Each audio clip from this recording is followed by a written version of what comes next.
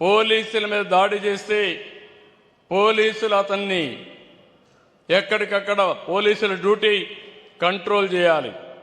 Control చేస్తున్నాడని నెపంతో కొన్ని వందల మోటార్ బైకులు ఎసగిపోయి గొడవ చేసి గంజాయి బ్యాచ్కి సహకరిస్తే ఏమనాలని మిమ్మల్ని అందరిని అడుగుతున్నా.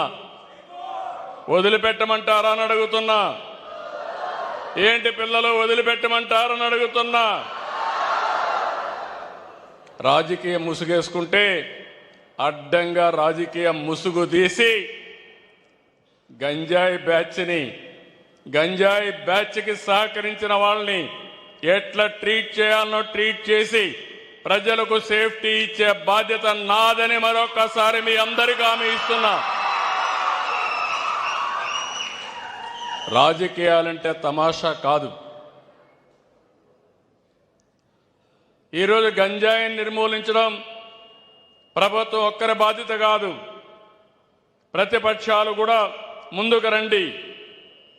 మీరు కూడా ప్రజా చైతన్యం తీసుకురండి. ప్రజల్ని మెప్పించండి. ఓట్లు వేయించుకోండి. కానీ ఇలాంటి తప్పుడు కార్యక్రమాలు చేసి మీరేదో రాజకీయ లబ్ధి పొందామంటే అది కుదరదని చెప్పి కూడా నేను మీకు తెలియజేస్తున్నా.